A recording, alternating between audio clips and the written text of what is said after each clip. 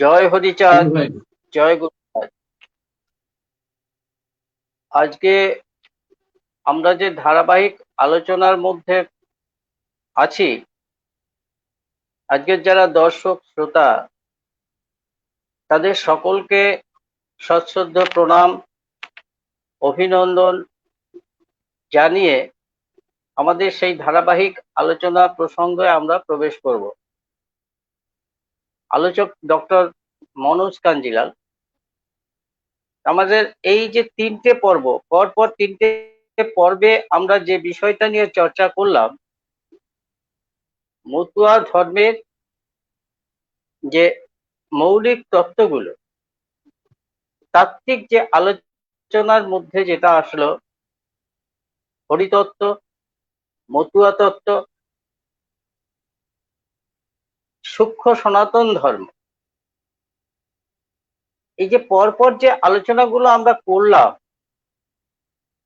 সেই আলোচনার থেকে আমরা কি কি সিদ্ধান্তে আসতে পারছি, তো যারা দর্শক বা শ্রোতা তাদের কাছ থেকে কিছু প্রতিক্রিয়া আমরা আশা করি, যে প্রতিক্রিয়ার মধ্যে থেকে আমরা বুঝতে পারবো আমরা সঠিক দিশায় এগোতে পারছি কিনা। ইতিপূর্বে বলেছি যে আমাদের এই যে আলোচনা, এই আলোচনার উদ্দেশ্য কি। মতুয়া ধর্ম একটা স্বতন্ত্র ধর্ম, মতুয়া দর্শন একটা স্বতন্ত্র দর্শন। শুধু তাই নয়, বিশ্বজনীন, বিশ্ব মানবতার কল্যাণে যে ধর্ম, যে দর্শন মানব বিশ্বকে সাম্যের পথে এগিয়ে নিয়ে যেতে পারে। ফলে মতুয়া সমাজের মধ্যে এখনো যে বিষয়টা অনেকের কাছে পরিষ্কার নয়, তত্ত্বগতভাবে এই স্বতন্ত্র ধর্মসত্তাটাকে যারা উপলব্ধি করতে পারছেন না বা যারা অন্যভাবে ভাবছেন, তাদেরকে আমরা আহ্বান করেছি, আসুন আমরা সমবেতভাবে এই আলোচনা পর্যালোচনার মধ্যে দিয়ে আমরা একটা স্থির সিদ্ধান্তে উপনীত হই। আজকে ক্রম অনুযায়ী আমাদের আজকের আলোচনার বিষয় ছিল, আগের দিন সনাতন ধর্ম, মতুয়া ধর্মের যে সনাতন তত্ত্ব, মতুয়া ধর্মের সনাতন ধর্ম নয়, মতুয়া ধর্মের একটা অন্যতম দিক, একটা অন্যতম বিষয় এই সূক্ষ্ম সনাতন তত্ত্ব, যার মধ্যে নিহিত রয়েছে মতুয়া ধর্মের যে আধ্যাত্মিক তত্ত্ব বা যে সত্যে আমরা পৌঁছাতে চাই, সেই সত্য নিহিত আছে ওই শব্দবন্ধের মধ্যে। তাহলে আজকে আমি কিছু প্রশ্ন পেয়েছি, প্রশ্ন করেছেন। আজকে আমাদের আলোচনার বিষয় হচ্ছে হিন্দু ধর্মের যে সনাতন, মানে সনাতন বলে ভারতবর্ষে, ভারতীয় উপমহাদেশে যে ধর্মের কথা আমরা শুনি, যে তত্ত্বের কথা আমরা শুনি, সনাতন ধর্ম, সেই সনাতন ধর্মের সঙ্গে মতুয়া ধর্মের এই যে সূক্ষ্ম সনাতন তত্ত্ব, তার ফারাকটা কোথায়, সেইটাই আজকে আলোচনার বিষয়। তা সত্ত্বেও যে প্রশ্নটা আমাদের কাছে এসছে, প্রশ্ন করেছেন নদিয়ার রাজারমাঠ থেকে শ্রদ্ধেয় নৃপতি বিশ্বাস।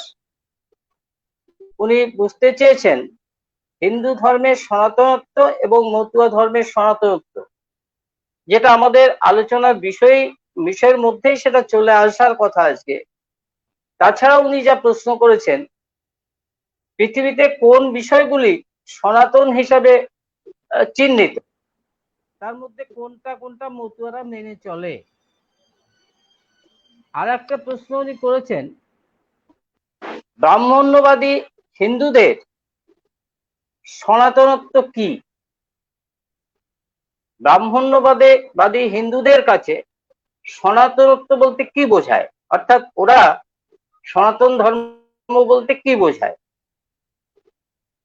আর একটা প্রশ্ন করেছেন, ব্রাহ্মণ্যবাদের মূল তত্ত্ব অধ্যাত্মবাদ, তাকে কোন চোখে দেখবে মতুয়ারা। এখন এই প্রশ্নের মধ্যে যেভাবে প্রশ্নটা উনি করেছেন, আধ্যাত্মবাদ একটা বিষয়, আর হিন্দু ধর্মের যে ব্রাহ্মণ্যবাদ আর একটা বিষয়।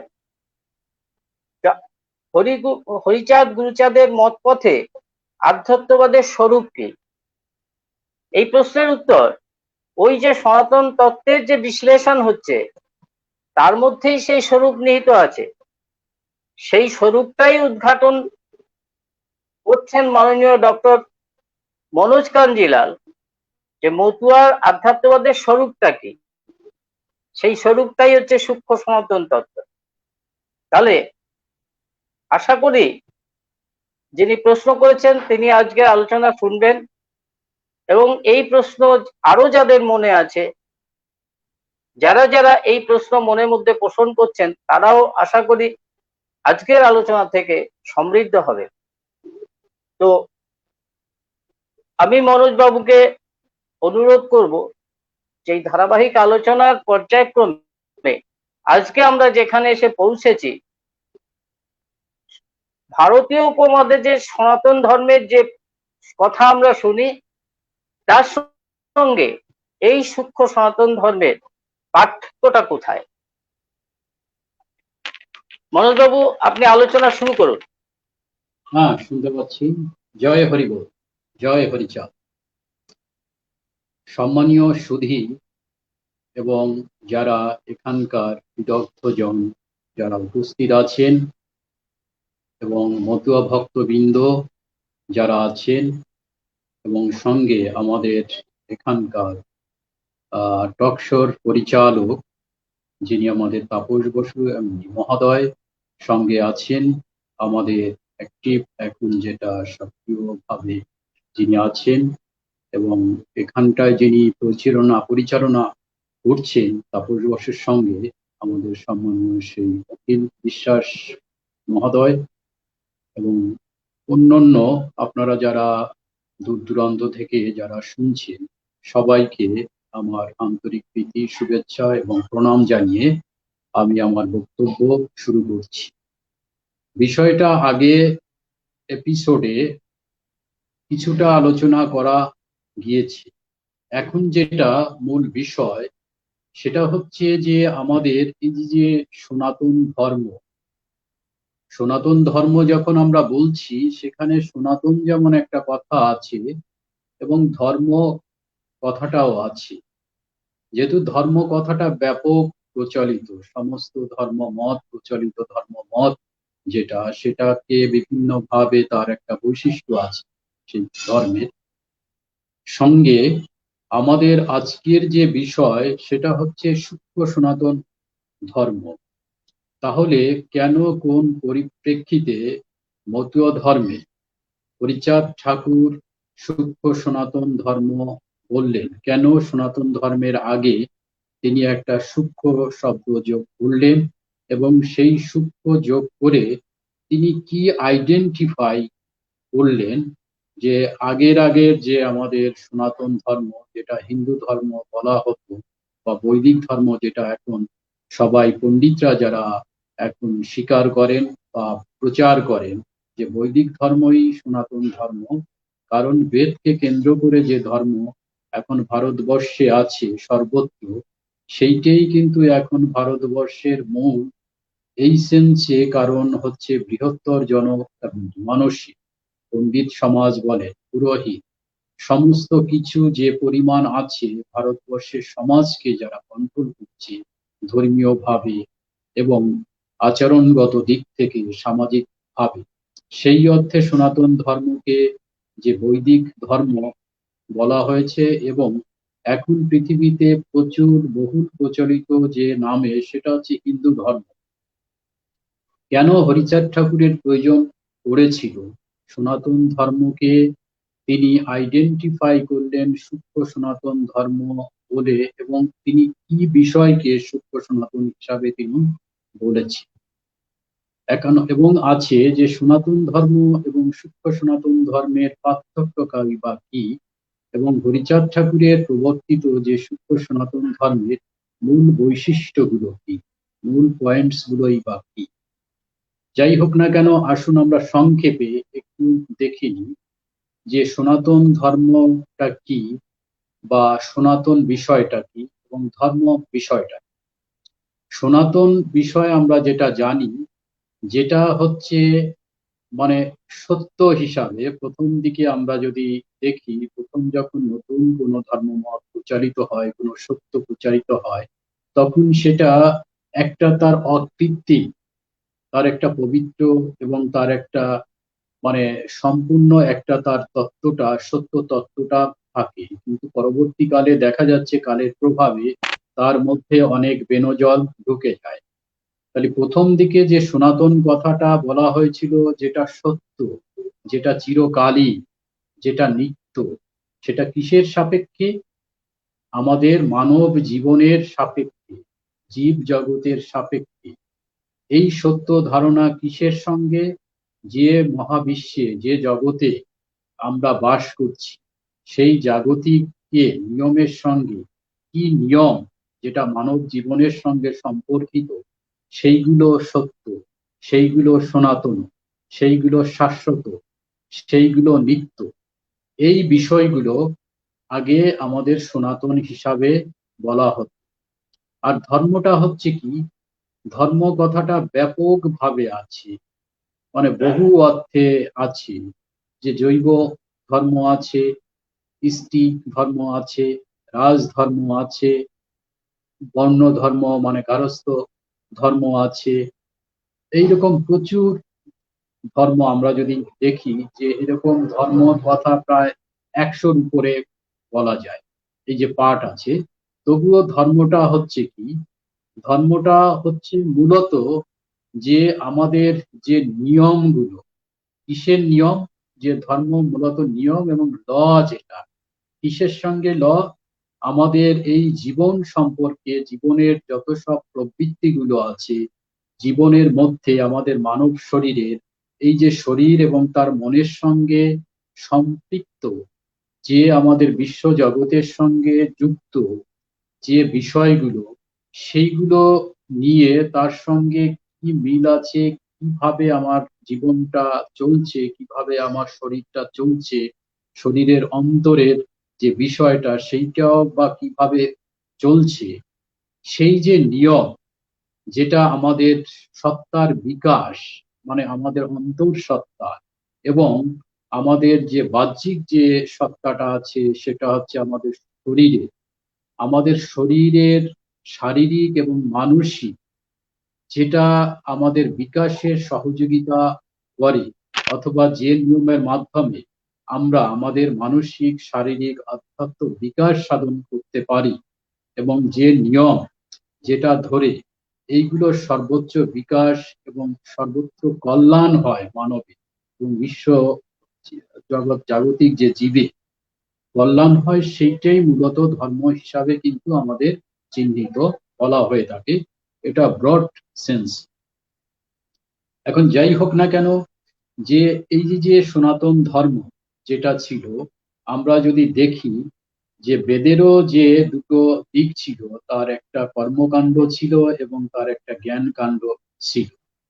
এবং পরবর্তীকালে আমরা যদি অন্যান্য ভারতের যে ধর্ম মত যেগুলো ছিল, ভাগবত ধর্ম, বৌদ্ধ ধর্ম, জৈন ধর্ম দেখি, তার যে অন্তর্জগতের এবং তার যে নৈতিক বিধানগুলো ছিল, তার যে আধ্যাত্মিক দিকগুলো ছিল, সেইগুলো সেইগুলো যে আমাদের জীবনের সঙ্গে সম্পৃক্ত, মহাবিশ্বের সঙ্গে সম্পৃক্ত, এবং যেটা আমাদের বিকাশের অনুকূল, মঙ্গলের অনুকূল, এবং আমরা যাতে আমাদের সমস্ত প্রবৃত্তির গুলো স্বতঃস্ফূর্ত বিকাশ সাধিত হয়, এবং আমাদের মধ্যে যে সমস্ত অন্তর্জগতের বাইরের জগতে যে সমস্ত বাধা বিপত্তি গুলো আছে, সেইগুলো অপসারিত করে, সেইগুলো দূরীভূত করে আমরা সেই মানসিক, শারীরিক ভাবে আমরা এই দেহগত ভাবে, মানসিকগত ভাবে এবং বিশ্বগত ভাবে অনন্ত ব্রহ্মাণ্ডের সঙ্গে এবং তার বাইরে যে যে সূক্ষ্ম সত্তা আছে তার সঙ্গে যে আমরা একত্রিত বোধ করতে পারি, এই যে যে দিকটা, মূলত এই দিকটাই কিন্তু আমাদের সেই সনাতন ধর্ম যেটা বলা হতো এবং যেটা বৈদিক ধর্মের, যেটা আপনার যেটা জ্ঞান মার্গ যেটা ছিল, পিওর যেটা জ্ঞান মার্গ যেটা ছিল, সেই জ্ঞান মার্গেরও কিন্তু সেই একই রকম বিষয়। এবং যেটা আমাদের যে বিভিন্ন ক্রিয়ার সঙ্গে, সৎ ক্রিয়া বলেন, যৌগিক ক্রিয়া বলেন, যেটা যোগের মাধ্যমে হোক, তন্ত্রের মাধ্যমে হোক, আমরা যে সত্যটাকে, যে ব্রহ্মাণ্ডের যে সত্যের সঙ্গে ঐক্য, আমাদের মানবিক ঐক্য এবং আমাদের অন্তঃসত্ত্বার যে ঐক্য যেটা আবিষ্কৃত হয়েছিল, সেইটা কিন্তু আমাদের এই সনাতন ধর্ম হিসাবে কিন্তু আমাদের চিহ্নিত। কিন্তু আমরা দেখি যে পরবর্তীকালে এই সনাতন ধর্ম যেটা, এবং ভারতবর্ষের আরো আরো অনেক ধর্মমত যেটা ছিল, ক্রমশ সেটা কোনো একটা শ্রেণী, কোনো একটা গোষ্ঠী যেটা এই ধর্মমতের নেতৃত্ব দিয়েছিল, এবং কালের প্রবাহে আমরা যখন ধর্মীয় ইতিহাসে দেখি, কালের প্রবাহে সেই ধর্ম মত, সেই সত্যটা কলুষিত হয়। কলুষিত হয় কিসের জন্য? ব্যক্তিগত স্বার্থের জন্য, শ্রেণীগত স্বার্থের জন্য। এই যে ব্যক্তিগত স্বার্থ, শ্রেণীগত স্বার্থ এবং এক সমাজের, দেশের কোনো এক এক গোষ্ঠীর প্রতিনিধি বা কোনো এক শ্রেণী যখন এই ধর্মর মতটাকে তাদের জাগতিক, তাদের এই স্বার্থের জন্য, যখন তারা জাগতিক প্রয়োজনের জন্য, যখন অন্যদের শোষণের হাতিয়ার হিসাবে এবং তাদের অত্যাচারের হাতিয়ার হিসাবে, তাদের স্বার্থ রক্ষার হাতিয়ার হিসাবে যখন তারা সেটাকে গ্রহণ করে, এবং সেইটার সঙ্গে সেই যে তারা নতুন যে নিয়ম, যেটা বিধি তৈরি করে, সেই মানুষকে পদানত করার জন্য, তাদের অত্যাচার করার জন্য, তাদের শোষণ করার জন্য, তাদের উপরে প্রভুত্ব বিস্তারের জন্য, তাদের উপরে কর্তৃত্ব বিস্তারের জন্য, এইভাবে আমরা দেখি যে পরবর্তীকালে এই যে যেটা উনি যেটা বললেন, যে প্রশ্নকর্তা যিনি বলেছেন যে ব্রাহ্মণ্যবাদ, যেটা হলো কি সেই জ্ঞান তত্ত্বের সেই দিকটা, সেই ব্রাহ্মণ্যবাদ যেটা হচ্ছে, সেটা হচ্ছে যে আপামর জনসাধারণকে ধর্মীয় নিরিখে, তারা একটা ধর্মীয় একটা আহ লাগা, তার সঙ্গে ধর্মীয় একটা সিম্বল দিয়ে, তার একটা ধর্মীয় একটা স্টাম্প লাগিয়ে, সিল লাগিয়ে, সেটা ঈশ্বরের ইচ্ছা, ঈশ্বরের অভিপ্রায়, সনাতন পুরুষের অভিপ্রায়, এই বলে জনসমাজকে যখন তারা বিভিন্ন ভাবে ভাগ করা হয় এবং যাদেরকে তাদের মধ্যে অসাম্য বৈষম্য এনে দেয় এবং তাদের উপরে কর্তৃত্ব করার জন্য যে সমস্ত বিধান নিয়ম যেগুলো সমাজে প্রচলিত করে, যেটা ব্যক্তি জীবনকে যেটা শাসন করে, যেটা সমাজ জীবনকে শাসন করে, যেটা সমাজে, যেটা ধর্মীয় জীবনকে শাসন করে, যেটা মানবের বিকাশে যেটা পরিপন্থী করে তোলে, এইরকম যে বিষয়গুলো যেটা আছে, যেটা ভারতবর্ষের সুদীর্ঘ কাল ধরে, যে হাজার হাজার বছর ধরে যে নিয়মটা, এই বর্ণাশ্রম প্রথা, এই জাতভেদ প্রথার মাধ্যমে যেটা ব্রাহ্মণ, বৈশ্য, ক্ষত্রিয়, শূদ্র, এইভাবে এবং প্রত্যেকটা ভাগের মধ্যে আবার শত শত ভাগ যেটা তৈরি করে দিয়েছিল, যে যারা, যাদের নিজেদের স্বার্থের জন্য, কায়েমি স্বার্থের জন্য, সেই বিধানটা হচ্ছে, সেই বিধান ব্রাহ্মণ্যবাদ। এবং সেইটা হচ্ছে বেদ বিধান। বেদ বিধান, বেদের যেমন কর্মকাণ্ডের দিক, যেটা হচ্ছে যারা জাগতিক নিয়মকে যারা কন্ট্রোল করছে, জগৎটাকে এবং জাগতিক আমাদের এই নিয়ম কানুনকে, সামাজিক নিয়মকে কন্ট্রোল করছে, সেইটাই কিন্তু হচ্ছে এই ব্রাহ্মণ্যবাদ।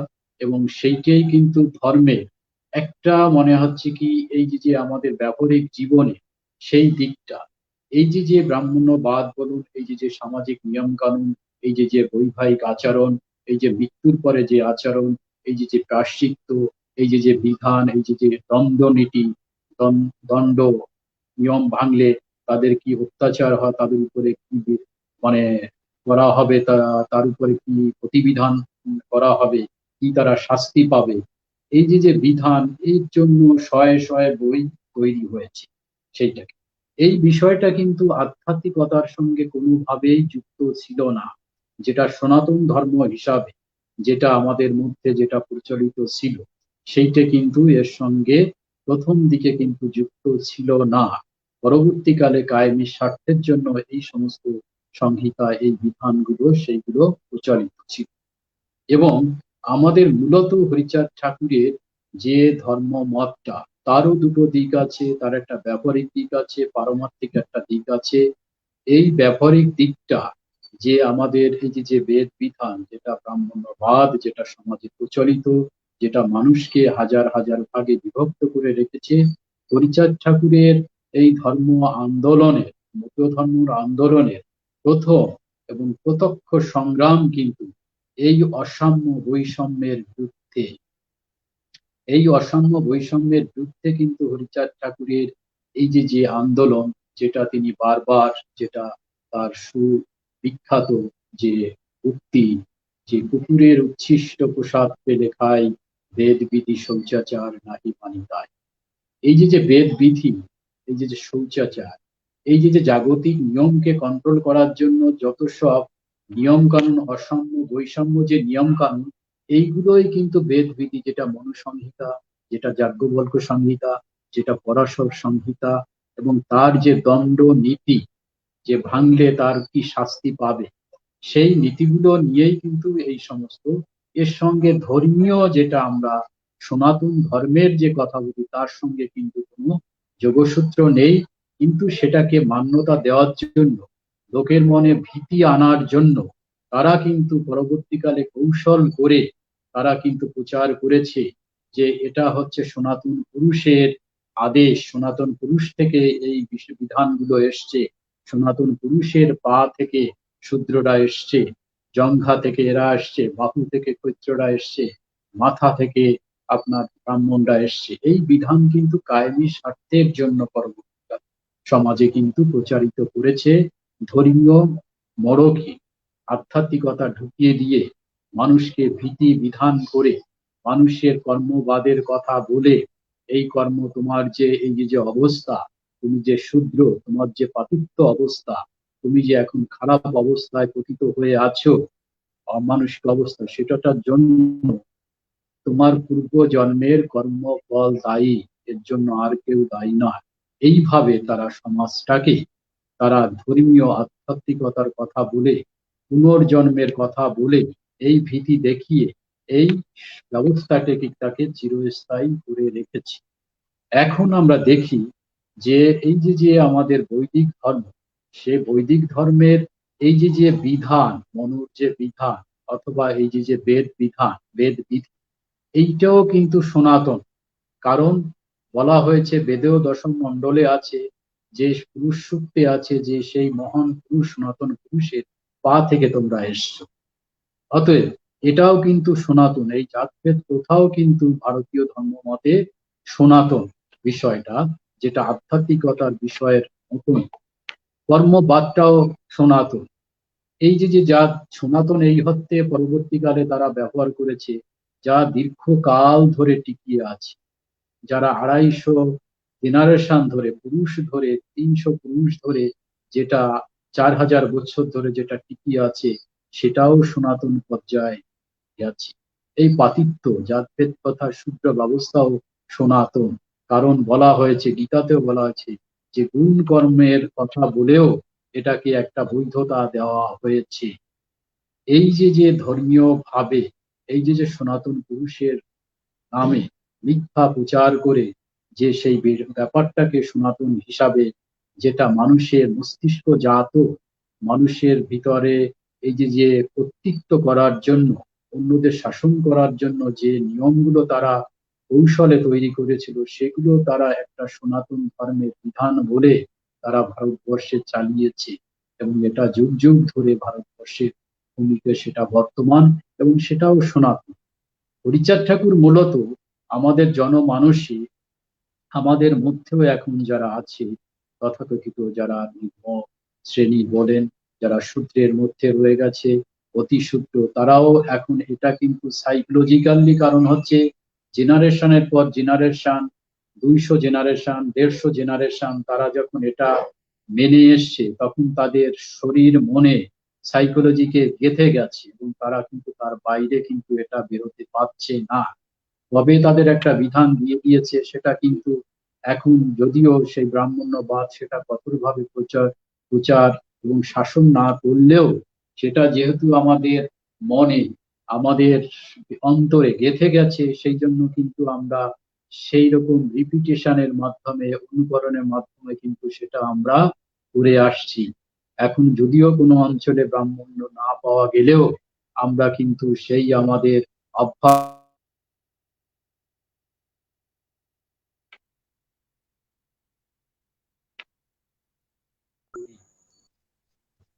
আমরা তাদেরকে প্রায়শ্চিত্ত করি, এনে পুজো করি, তাদেরকে গরু দান করি, জমি দান করি, সেইগুলো তারা কিন্তু এটা এখন দাবি ততটা করে না। কিন্তু আমাদের দেহ মজ্জায় এটা এমন ভাবে জড়িয়ে গেছে যে সেটার কিন্তু কোনোভাবেই কিন্তু আমরা তার থেকে ছাড়াতে পারছি না। হরিচাঁদ ঠাকুর মূলত এই যে মিথ্যাচার, এই যে ধর্মের নামে, এই অধ্যাত্ম পুরুষের নামে যে বিধানগুলো তিনি দিয়ে আমাদের ভারত ভূমিতে যেটা প্রচারিত, সেইটাকে কিন্তু দুরূপিত করার জন্য তিনি যেমন প্রত্যক্ষভাবে সামাজিক বিধানগুলোকে দুরূপিত করার জন্য তিনি যে গারস্থ ধর্ম প্রবর্তন করেছেন এবং মতুয়া সম্প্রদায় বলে যে সম্প্রদায়, যে মতুয়া বিধান যেটা তিনি দিয়েছেন, যেটা কোনো জাত ভেদ প্রথা নেই, সেটা সবাই সমান, স্ত্রী পুরুষে ভেদ নেই, এই যে সাম্যের ভিত্তিতে তিনি যে ধর্ম মতটা দিয়েছে, প্রবর্তের সত্যের ভিত্তিতে, সেইটা কিন্তু হচ্ছে তার ব্যবহারিক জীবন, গার্হস্থ্য যে নীতি যে নীতি প্রবর্তন করেছেন, যেটা প্রশস্ত কথাটা তিনি জুড়ে দিয়েছেন। যেমন সূক্ষ্ম কথাটা বলেছেন গার্হস্থ্য ধর্ম আমরা জানি, কিন্তু প্রশস্ত কথাটা তিনি জুড়ে দিয়ে তিনি এই ভারতবর্ষে যে গার্হস্থ্য অসাম্য, গার্হস্থ্যের মধ্যে যে কলুষতা ঢুকেছে এবং গার্হস্থ্য ধর্মটাকে তিনি পবিত্র করার জন্য তিনি প্রশস্ত গার্হস্থ্য ধর্ম প্রবর্তন করে জাত ভেদহীন, বৈষম্যহীন, সাম্যের ভিত্তিতে এই সমাজ গড়ার যে ডাক দিয়েছে, সেখানে সেই ধর্মে ব্রাহ্মণ্যের কোনো স্থান নেই, জাত ভেদের কোনো স্থান নেই। জেনে সেই ব্রাহ্মণ্যের জায়গায় তিনি কি করেছেন, শুদ্ধ মানুষের কথা তিনি বলেছেন। মানুষ হচ্ছে স্ত্রী পুরুষ দুই হতে পারে এইভাবে। এবং যেহেতু তারা সামাজিক বিধানের মধ্যে এবং বিবাহ এবং শ্রাদ্ধ সমস্ত কিছুর মধ্যে এবং জাতভেদ প্রথার মধ্যেও সেই দৈবী সত্তা, সেই সনাতন সত্তার সেই ছায়া টেনে নিয়েছে, সেইটাকে আলাদা করার জন্য হরিচাঁদ ঠাকুর এবং তার যে বিশাল ব্যাপ্তি, যে শয়ে শয়ে বই যারা রচনা করেছে, সেইটাকে হরিচাঁদ ঠাকুর সংক্ষেপ করার জন্য তিনি কিন্তু অতি অল্প কয়েকটা, যেটা আমাদের জীবনের সঙ্গে, জীবনের সঙ্গে, মানব জীবনের সঙ্গে, যেটা তার সম্পূর্ণ তার এই যে অন্তর্বৃত্তি বহির্বৃত্তি যেগুলো আছে সেগুলো সুসংহত এবং পরিপূর্ণ বিকাশের জন্য, এবং যে অনন্ত ব্রহ্মাণ্ড আছে তার সঙ্গে যোগসূত্র রচনার জন্য, এবং প্রত্যেককেই সেই অনন্তের সেই স্বরূপ, সেই অনন্ত হয়ে ওঠার জন্য যে বিধানটা তিনি কয়েকটা বিধানের মধ্যে তিনি সংক্ষিপ্ত আকারে করে দিয়েছে, সেইটাই কিন্তু সূক্ষ্ম সনাতন ধর্ম। সূক্ষ্ম হিসাবে আপনারা জানেন, যেটা সাধারণত দুটো ইন্দ্রজাত যে বিষয়গুলো আছে এবং অতীন্দ্রিয়, ইন্দ্রের ঊর্ধ্বে যে বিষয়গুলো যেটা আমাদের আছে, যেটা অন্তর্লোক আছে, যেটা আমাদের মন রয়ে গেছে, যেটা আমাদের বুদ্ধি রয়ে গেছে, যেটা সচ্চিৎ সত্তা আছে, যেটা আমাদের যে ষড়ঋতু যেটা আছে, যেটা আমাদের মধ্যে বিভিন্ন বায়ু আছে, এবং আমাদের মধ্যে যে এই যে আহ শক্তির যেটা আছে, এবং যেটা এবং আমাদের শক্তি প্রেম যেটা আছে, এবং এই যে সত্য, যে আমাদের জীবনের সঙ্গে অনন্ত জগতের যে সম্পর্ক, যে সত্যের ভিত্তিতে এবং বৈজ্ঞানিক ভিত্তিতে সেই যে বিধানগুলো, সেইগুলো হরিচাঁদ ঠাকুর তার থেকে কি করেছে।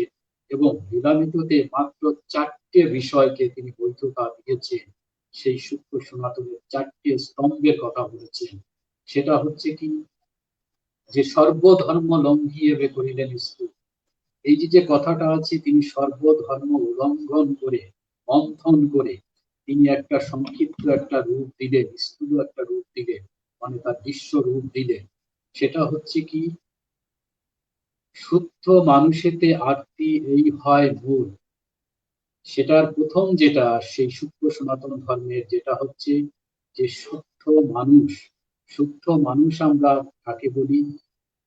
শুদ্ধ মানুষ হচ্ছে যিনি সত্যের প্রতি, যিনি সত্যে অধিষ্ঠিত, তার মধ্যে যে সমস্ত ভিত্তিগুলো আছে সেই ভিত্তিগুলোর যা পরিপূর্ণ বিকাশ হয়েছে, এবং তার মধ্যে যে অভাব, যেটা আমাদের মানসিক অভাব, শারীরিক অভাব, আধ্যাত্মিক অভাব, সেইগুলো যেটা দূরীভূত হয়েছে, যার মধ্যে ভাবের সঞ্চার হয়েছে, সেই ভাবটা কি, সেই মানব ভাবের সঙ্গে বিশ্বজনীন বিশ্ব সত্তার যে যোগসূত্র রচিত হয়েছে, যে এই সমস্ত সমস্ত মানবের কল্যাণের জন্য তার মন মানে উদ্গ্রীব জিনিস, তার মধ্যে সম্য দৃষ্টি এসছে, যার ইন্দ্রিয় সংযত, মন সংযত, যার বুদ্ধি সংযত, তাদেরকে শুদ্ধ মানুষ হিসাবে কল্পনা করা হয়েছে। যার কাছে সকলই সত্য, সমান সবাই, তিনি হচ্ছে শুদ্ধ মানুষ।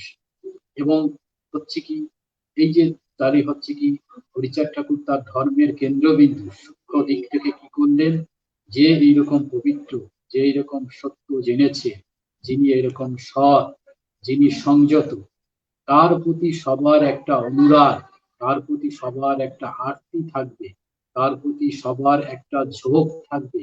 তার গন্তব্য স্থল, তার গন্তব্য হচ্ছে সেই শুদ্ধ মানুষের মতো পথ।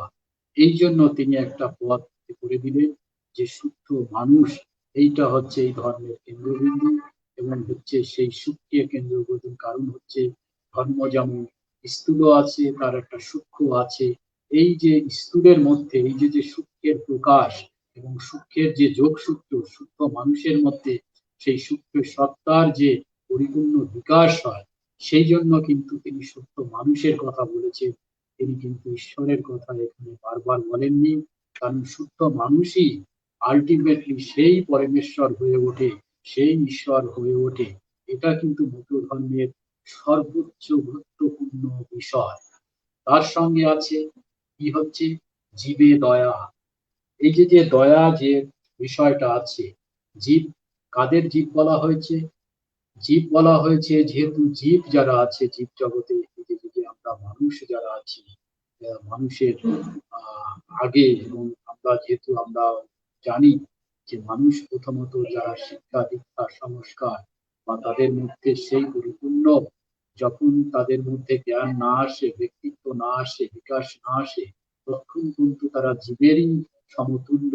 যেমন আমাদের চারপাশে যেমন কীট পতঙ্গ পশু পাখি যারা আছে, সেই যে জীব, সেই যে গরু, সেই যে মাছ, বা যাদের আমরা নির্বিচারে হত্যা করে চলছি, হত্যা করে আমরা এই যে আলটিমেটলি আমরা আমাদের সেই ধ্বংসের দিকে চলে যাচ্ছি। এবং হচ্ছে এই জীব জগতের ভারসাম্য যাতে নষ্ট হচ্ছে, যাতে ইকোসিস্টেম নষ্ট হচ্ছে, সেই জন্য পৃথিবী এখন ক্রমশ সেই একটা ভয়ের দিকে, ধ্বংসের দিকে যাচ্ছে।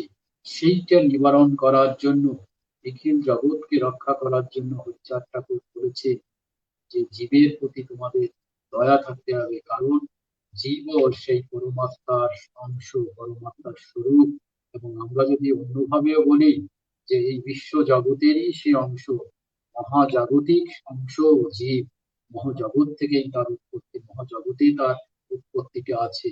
তার যে সত্তা বলেন, তার যে যৌতিক সত্তা বলেন, তার যে চেতন সত্তা বলেন, যার যে প্রাণ সত্তা আছে, তার যে বায়ু সত্তা আছে, তার যে অগ্নি সত্তা আছে, সেটা মহাবিশ্বের সত্তার সঙ্গে যুক্ত। এবং সেও সেই অসীম সত্তারই অংশ। আমরা যেমন অসীম সত্তার অংশ, তারাও সেরকম অসীম সত্তার অংশ। অতএব যাদের মধ্যে এই জ্ঞানটা আসবে, তখন তারা কিন্তু তাদের প্রতি অনেকটা মমত্ব দেখাবে। দয়া দেখায় কে? আমরা বলি দয়াল হরি, হরি দয়াল, হরি দয়া দেখানো মানে দয়াল, হরি দয়াল বলি, হরিকে দয়াল বলি, পরম পুরুষকে দয়াল বলি, শুদ্ধ মানুষকে দয়াল বলি, যে তোমরা তোমার মতন করে, দয়া হচ্ছে দয়াময়ী মা, যেটা আমাদের আমাদের যে সম্পর্কটা, সেটা হচ্ছে স্নেহের সম্পর্ক, সেটা ভালোবাসার সম্পর্ক। এই ভালোবাসার সম্পর্ক, এই যে যে আমাদের জ্ঞানের যেখানে সম্পর্ক, সেখানে কিন্তু সেই অর্থে আমাদের দয়া হিসাবে এখানে এই কথাটা এসছে। অতএব হরিচাঁদ ঠাকুরের যে প্রবর্তিত যে ধর্মমত, সেইটার সূক্ষ্মের যে দিকটা, সেইটা জীব ও সেই অসীমের অংশ, সেই আমরা যদি স্থূল দৃষ্টিতে সেটা না দেখতে পারি, কিন্তু আমরা জানি তারও যেমন আমাদের সত্তা, আমাদের অন্তঃসত্ত্বা যেমন ব্রহ্মাণ্ডের সঙ্গে যুক্ত, তাদেরও যুক্ত আছে। এই যে যে আমাদের বিচার বুদ্ধি, এইগুলো কিন্তু নিয়ে এই যে যে আমাদের জীবের প্রতি দয়ার কথা বলছে। এবং নামের রুচি, তৃতীয় যে বিষয়টা বলেছে নামের রুচি, নাম যেটাকে বলা হয়েছে, নামের মহিমা কিন্তু আমাদের এখানে বারবার বৌদ্ধ ধর্মের যেটা বলা হয়েছে, নামটা হচ্ছে কি, যে আমরা ঋদামিকেতে প্রথম যেটা দেখি, সকলকে হরণ করেন তাকে বলি হরি, হরি নাম, হরি এই হরণ করে যে শক্তি, সেই নাম হচ্ছে সেই শক্তি। আপনারা জানেন, এবং বিজ্ঞানেও ইদানিং আপনারা জানেন, এই মহাবিশ্ব অ্যাকচুয়ালি শক্তি, এবং তার বিভিন্ন বিবর্তনের মধ্য দিয়ে, বিভিন্ন একটা পদ্ধতি স্টেজের মধ্য দিয়ে এই স্থূল রূপ নেওয়া হয়েছে, বিভিন্ন রূপ হয়েছে তার। আলটিমেটলি তার সত্তা কিন্তু শক্তিতে। এই যে যে শক্তি, যে তার সত্তা, এবং হরি হচ্ছে সেই শক্তি, সেই শক্তির প্রতীক। এই যে যে এই যে যে হরি হিসাবে করা হয়েছে। এবং আমরা জানি যে আমাদের আগে যেটা আছে, যে আমরা আগে জানি যে যে কি বলা হয়েছে, যে শব্দ ব্রহ্ম, এই যে যে শব্দ, আমরা যে নামটা উচ্চারণ করছি, শব্দ করছি, এবং এই শব্দের সঙ্গে দেখুন আমরা যখন কোনো কথা বলি, আমাদের সমস্ত অঙ্গে কিন্তু সেটা ভাইব্রেশন হয়, আমাদের মস্তিষ্ক ভাইব্রেশন হয়, আমাদের প্রত্যেকটা অঙ্গে সেটা ভাইব্রেশন হয়। এবং এই ভাইব্রেশনটা কিন্তু শুধু আমাদের শরীরে না, এই ভাইব্রেশনের সঙ্গে আমাদের যে প্রকৃতি আছে, আমাদের এই যে যে যে বাতাস আছে, বায়ু আছে, ইথার আছে, এই সেই সমস্ত কিছুর সঙ্গে কিন্তু তার একটা এই যোগ রয়ে গেছে। এই যে যে নাম যেটা আছে, সেই নামের কিন্তু আমরা এই যে যে আমরা যদি বারবার সেই সত্তা, সেই সত্তা প্রতীকে করি, এই নামটাও কিন্তু, এই শব্দটাও কিন্তু শক্তি। আসলে এটা হচ্ছে মেধা শক্তির মতন, ইচ্ছা শক্তির মতন, কর্ম শক্তির মতন, ওজ শক্তির মতন, শব্দ শক্তি। এই শক্তিটা অ্যাকচুয়ালি হচ্ছে শক্তির বিভিন্ন রূপ। এটা এই নামটাও, এই যে যে মুখে উচ্চারণ করছি, সেটাও সেই শক্তির বিভিন্ন রূপে প্রকাশ হচ্ছে শব্দের মাধ্যমে, সেটাও আলটিমেটলি একটা শক্তি। সেই শক্তির মাধ্যমে আমাদের অসীম যে অস্তিত্ব আমাদের মধ্যে এই অনন্ত বিশ্বে আছে, যেটা যার অংশ আমরা, তার সঙ্গে আমাদের এই যে যে আমাদের মধ্যে যে মানসিক বাধা রয়ে গেছে, আমাদের ষড়ঋপুর যে বাধা রয়ে গেছে, এবং আমাদের অন্তরে আরো যে সমস্ত ব্লকেজ যেগুলো আছে, এবং যে সমস্ত ডাইমেনশন আমাদের মধ্যে রয়ে গেছে, বিভিন্ন ডাইমেনশনে, হয়তো শয়ে শয়ে ডাইমেনশনে আমাদের অন্তর্জগতে রয়ে গেছে, তার যে কেন্দ্র রয়ে গেছে, সেই কেন্দ্রকে ভেদ করে এই যে যে হরিচাঁদ ঠাকুরের যেটা বলা হয়েছিল, যে বুদ্ধি রূপে সেই সত্তা বিরাজ করে, সেই সত্তা আমাদের অন্তরের শক্তি হিসাবে বিরাজ করে, মূলাধারে আমাদের সেই শক্তি কুণ্ডে যেটা বিরাজ করে, সেই শক্তি, এই যে যে আমাদের নাম বললে সেই শক্তি যেটা ঘুমন্ত অবস্থায় আছে, আমরা জানি আমাদের সত্তা তিনটে সেই রূপ রয়ে গেছে, সুষুপ্তি রয়ে গেছে।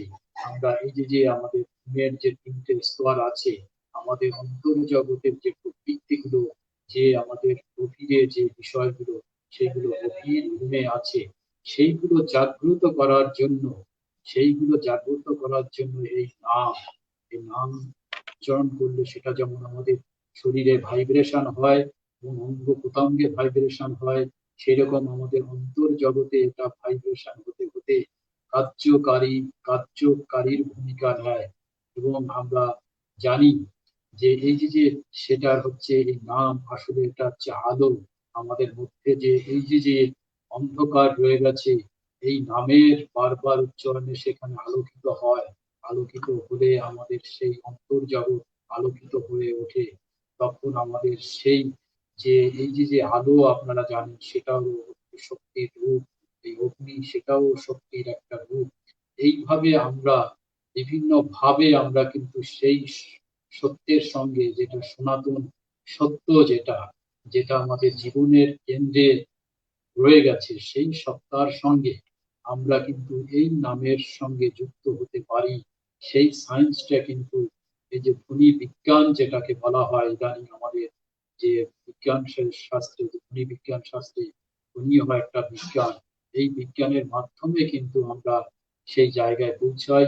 এবং আপনারা জানেন, এই নাম করতে করতে কিন্তু তন্ময়তা আসে, ধ্যানস্থ রূপ আসে, এবং তার মধ্যে আমরা আস্তে আস্তে কিন্তু আমাদের স্থূল শরীর, যেটা আমাদের অশ্বিনী গোসাই বলছেন, এই স্থূল শরীরকে সূক্ষ্ম করো, এই স্থূল শরীরকে সূক্ষ্ম করো, এই বারবার সেই কথাটা বলেছে। অতএব সেই সূক্ষ্মে, সেই সূক্ষ্মটাই কিন্তু শক্তি হিসাবে, যেটা আমাদের এই জগতে জড় রূপ নিয়েছে, সেটার আলটিমেট সত্তা স্বরূপ কিন্তু সেটা শক্তি, অদৃশ্য সেই ব্যাপারটা, সেটাই কিন্তু সত্য ব্যাপারটা। তারপরে আমরা তার চতুর্থ যে স্তম্ভ, সেটা হচ্ছে মানুষেতে নিষ্ঠা। এই যে মানুষ, যেটা এই জীব, আমাদের তাদের বিষয় রয়ে গেছে জীব। প্রথম আমাদের ক্রুড যে অবস্থা, সেটা জীব, আমাদের যে কোনো অপরিশীলিত অবস্থা, শিক্ষাহীনতা, যেটা সেইটা হচ্ছে জীবের। পরবর্তীকালে যখন আমরা মানুষ হতে গেলে, যে বারবার যে কথাটা আমাদের হয়েছে, বলা হয়েছে, যে কলির মানুষ করতে মানুষ করে যাদের আবির্ভাব, তাহলে হচ্ছে মানুষ হওয়াটা, জীব মানুষ হয়ে ওঠাটা কিন্তু একটা কোয়ালিটি, একটা শিক্ষার ব্যাপার, একটা প্রয়াসের ব্যাপার। এবং সেটা মানুষ কখনো হতে পারি আমরা যখন আমাদের আত্মসম্মান বোধ আসে, আমাদের আত্মসম্পর্কে আমরা সচেতন হই, আমাদের মধ্যে ব্যক্তিত্বের বিকাশ ঘটে। কি ভালো, কি মন্দ, কি করলে ভালো হবে, কি করলে মন্দ হবে, কি করলে কল্যাণ হবে, এই বিষয়টা যখন আমরা বুঝতে পারি, তখন কিন্তু আমরা মানুষ পদবাচ্য হয়ে উঠি।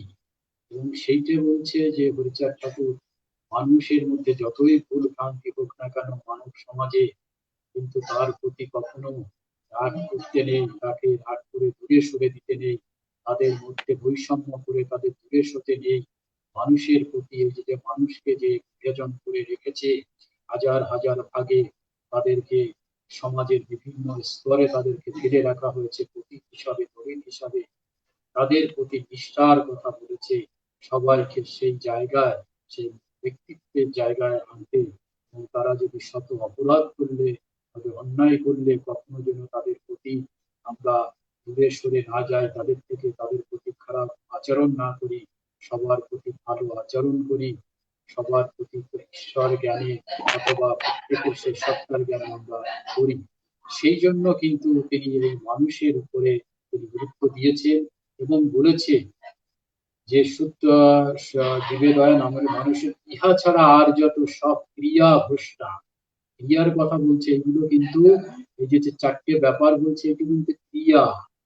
ক্রিয়া যেটা কার্যকারী ভূমিকা নেয়, যেটা জড় থেকে এক অবস্থা থেকে অন্য অবস্থায় নিয়ে যায়, এই যে জীব থেকে মানুষ হয়ে ওঠা, এবং নামের মধ্যে দিয়ে, ধ্বনির বিজ্ঞানের মধ্যে দিয়ে শুদ্ধ মানুষে পৌঁছানো, এইটাই কিন্তু মত ধর্মের যাত্রা। এই জীব থেকে কি করে আপনার সেই শুদ্ধ মানুষে হতে হয়, এই বিষয়গুলো কিন্তু হরিচাঁদ ঠাকুর এই চারটে বিষয় স্থূল আকারে নিয়ে নিয়েছে। তোমরা এই চারটে বিষয় ভালো করে বোঝো। এছাড়া কিন্তু তোমরা যত সব কাজকর্ম করো না কেন, সেইগুলো হচ্ছে ভ্রষ্টা, সেগুলো তিনি মান্যতা দেননি। এইগুলোকেই তিনি, এই চারটে কর্মকে এই জাগতিক কল্যাণের জন্য, মানবের কল্যাণের জন্য এবং সর্বজীবের কল্যাণের জন্য তিনি এই চারটে প্রশস্ত যে স্তম্ভ, তিনি সেটা স্পেসিফিক করে দিয়েছেন। এটাই হচ্ছে হরিচাঁদ ঠাকুর প্রবর্তিত সূক্ষ্ম সনাতন ধর্ম। জয় হরিচাঁদ। হরিবল। তাহলে দাদা আমরা, যদি কোনো কোশ্চেন থাকে। হ্যাঁ, আমরা এই যে আলোচনার যে দাদা পর্বে আমি আমরা একটু এসে এক দাঁড়ালাম। মিনিট, আমি একটু কেটে একটু করছি, 1 মিনিট।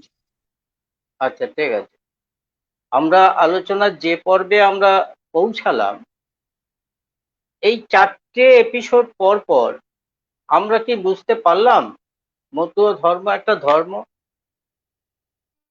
পৃথিবীতে ধর্ম বলতে কি বোঝায় সেই আঙ্গিকে মতুয়া ধর্মের মধ্যে তার যে সমস্ত যে সত্যের উপর দাঁড়িয়ে আছে তাতে কি আমরা আস্থা রাখতে পারি? আজকে যারা মতুয়া ধর্মকে স্বতন্ত্র ধর্ম হিসাবে বলতে গিয়ে দ্বিধাগ্রস্ত হচ্ছেন, ওরাকান্দি দ্বিধাগ্রস্ত হচ্ছেন, ঠাকুরনগর দ্বিধাগ্রস্ত হচ্ছেন, অনেক লেখক দ্বিধাগ্রস্ত হচ্ছেন, অনেক গোসাই দ্বিধাগ্রস্ত হচ্ছেন, ওই হরিলীলামৃতের মধ্যে আরো কিছু শব্দবন্ধ, আরো কিছু কথা আছে, তাকে কিভাবে এড়াবো? আমার মনে হয় যদি এই আলোচনাটাকে আমরা মনোনিবেশ করি এবং এইভাবে যদি হরিলীলামৃতের মধ্যে থেকে সেই সত্যটাকে আমরা খুঁজে পাই, তাহলে তো আহ, আমাদের কোনো অসুবিধা হওয়ার কথা নয়। দেখুন, এই যে প্রশ্নটা আসছে যে ইউনিভার্সাল ট্রুথ, চিরন্তন সত্য, যা ছিল, যা আছে তাই থাকবে, একটা এরকম একটা প্রচার। কি চিরন্তন সত্য? কত দিনের জন্য সত্য?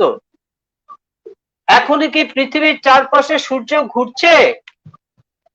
এখনই কি মানুষের মধ্যে থেকে এই ধারণা পাল্টেছে? পৃথিবী ঘুরছে, সূর্য ঘুরছে না, এই সিদ্ধান্তে কি আমরা আসতে পারছি? পঞ্চদশ শতাব্দী, ষোড়শ শতাব্দীতে যে ঘটনা ঘটে গেল, তার আগে দীর্ঘ হাজার হাজার বছর ধরে যে ধারণা ছিল পৃথিবীর চারপাশে সূর্য ঘুরছে, আজকে আমার নাতিরা ক্লাস 3-তে পড়ে, তারা এই সোলার সিস্টেমকে ব্যাখ্যা করতে পারছে, ব্যাখ্যা করে তারা বুঝতে পারছে সূর্য একটা জায়গায় দাঁড়িয়ে আছে, তার চারপাশে গ্রহগুলো ঘুরছে, বিভিন্ন অরবিটে ঘুরছে। তাহলে কতক্ষণ সেটা শাশ্বত ছিল, কতক্ষণ সেটা সনাতন ছিল, কতক্ষণ সেটা ছিল সত্য হিসাবে ছিল? একটা দীর্ঘ সময় ধরে ছিল। কোপারনিকাস, ব্রুনো, গ্যালিলিও, যারা এই বিষয় নিয়ে চর্চা করেছেন, এই ইতিহাসটা পড়েছেন, তারা জানেন এই সত্যটাকে প্রতিষ্ঠা করতে গিয়ে যে সূর্য ঘুরছে না, সূর্য ঘুরছে না, পৃথিবী সূর্যের চারপাশে ঘুরছে, সেই পাদ্রীদের কোষে কোপে পড়তে হয়েছিল, জীবন বলিদান দিতে হয়েছিল, কি অমানসিক টর্চার, অত্যাচার তাদের করতে হয়েছিল যে ওরা ঠিক কথা বলছে না, পাদ্রীরা, পুরোহিতরা যা বলছে সেটাই ঠিক। তার আগে আরো আরো অনেক ঘটনা ছিল।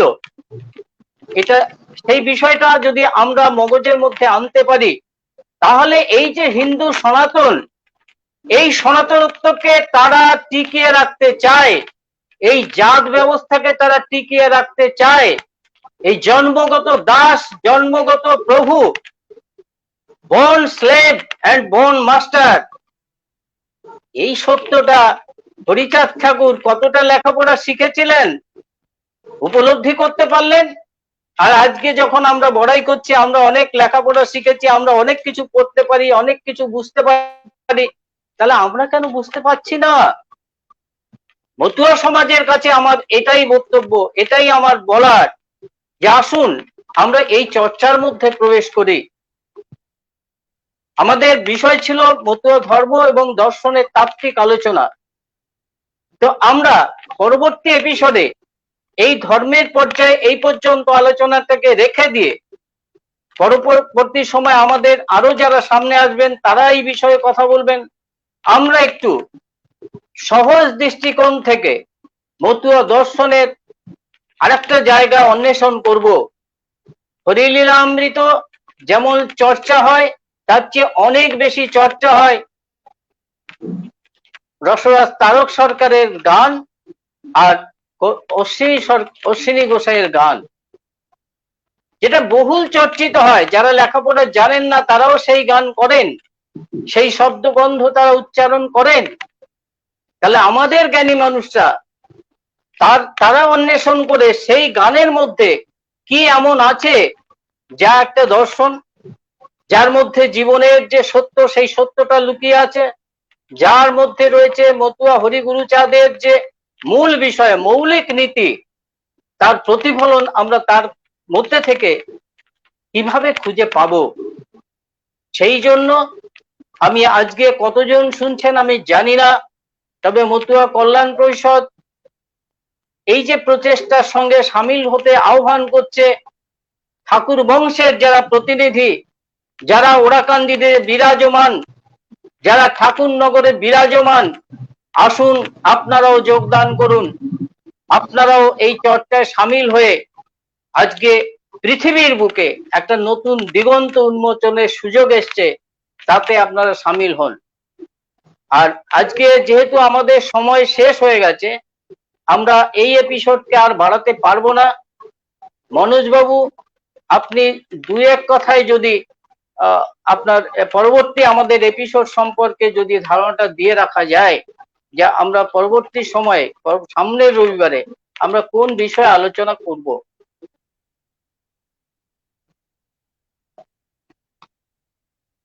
দেখুন, অনেক বিষয় তো আছে এখন। আরেকটা বিষয় আছে যে হরিচাঁদ ঠাকুর যে এই যে আমাদের সামাজিক যে বিধান, যেটা একটা তো উনি যখন উনি সরিয়ে দিলেন, যখন আমি একটা বিষয়কে আমি যখন মানছি না, তখন তো তার একটা দিক আমাদের প্রতিরূপ আমাদের দিতে হবে যে তুমি এটা মেনো না, এটা মেনো। তিনি যে কি সামাজিক বিধান তিনি দিতে চেয়েছিলেন, তিনি কি আমাদের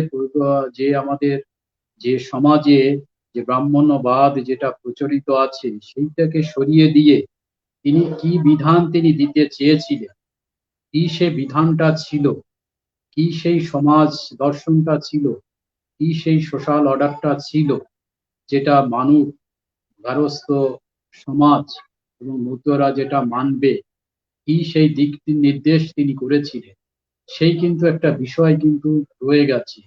সেটা কিন্তু খুব ভালোভাবে জানা দরকার। কারণ হচ্ছে সেইটা যদি সুস্পষ্ট না হয়, তাহলে মতুয়া ধর্মের প্রত্যক্ষ যে দিকটা, ধর্মের যে হরিচাঁদ ঠাকুরের প্রত্যক্ষ যে ধর্ম আন্দোলনের বিষয়, সেটা কিন্তু অনুচ্চারিত এবং সেটা কিন্তু অপ্রকাশিত থাকবে বলে আমি মনে করি।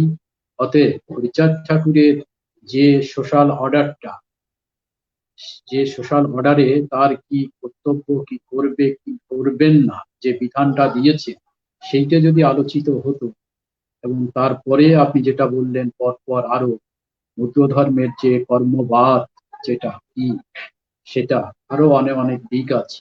আমার মনে হয় হরিচাঁদ ঠাকুরের সোশ্যাল অর্ডার, সামাজিক বিধান যেটা, সেইটি নিয়ে যদি আলোচনা করা যায়, আমার মনে হয় এর সঙ্গে সম্পৃক্ত হয়। হ্যাঁ, সেটা তো আসলে বিষয়টা এত বিস্তারিত, সেই বিস্তারিত বিষয় আমাদের বাধ্যবাধকতা এইখানে, আমরা সময়টা সেইভাবে দিতে পারি না, অল্প সময়ের মধ্যে টুকরো টুকরো করে। সেটা যে বিধানটা আছে সেটা 40 মিনিটে কভার করা সম্ভব? তাহলে সেরকম একটা বিষয় আমরা আলোচনা করব, নিশ্চয়ই করব। আরো বিষয় রয়েছে মতুয়াদের, আরো যেখানে বিভ্রান্তি আছে, যেমন বৌদ্ধ ধর্মের সঙ্গে মতুয়া ধর্মের তত্ত্বগত অমিলটা কোথায়, যে তত্ত্বগত বিষয়গুলো আমাদের গুলিয়ে ফেলছে। একটা অংশের মানুষ এই হরিচাঁদকে বুদ্ধ সাজাতে চাইছেন, সেখানেও আমাদের এই তাত্ত্বিক আলোচনাটা প্রয়োজন, যে বুদ্ধের যে নীতি আর হরিচাঁদের নীতি, তার মধ্যে মৌলিক পার্থক্যটা কোথায়, সেটাও আমরা কোনো একটা এপিসোডে আলোচনায় তুলে ধরবো। ইতিপূর্বে আলোচনা হয়েছে যেটা তত্ত্বগত নয়, যেটা তথ্যগত, অর্থাৎ ইতিহাসগত ধারণার উপরে একটা বিভাজন আমরা করতে পেরেছি। তাত্ত্বিক আরো বিষয় রয়ে গেছে, অনেকে প্রশ্ন করেছেন, সেই তাত্ত্বিক বিষয়ের পরে আমরা যাব যদি পরবর্তী সময় সম্ভব হয়। তা আজকে এখানে আমরা সমাপ্ত করব।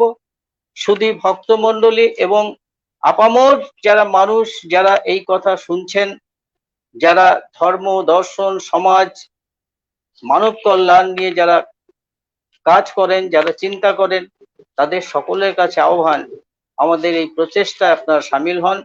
আর বর্তমান যে বৈশ্বিক মহামারী সারা পৃথিবী জুড়ে মানুষকে সন্ত্রস্ত করে রেখেছে, আমরা প্রতিদিন বুঝতে পারছি না কখন কি হয়ে যাবে। তো সকলে আজকের বিজ্ঞান যেটা বলছে, যে সচেতনতার কথা বলছে, পারস্পরিক দূরত্ব মেনে চলা, যা যা করণীয়, যেভাবে আমাদের ডাক্তার, বিজ্ঞানীরা যেভাবে আমাদের পরামর্শ দিচ্ছেন, আমরা সেই কথা মেনে চলবো। এই কথা বলে আমি সকলকে আরেকবার ধন্যবাদ, প্রণাম জানিয়ে আজকের বক্তব্য এখানে, আমরা আজকের এপিসোড এখানে শেষ করলাম। জয় হরিচাঁদ, জয় গুরুচাঁদ।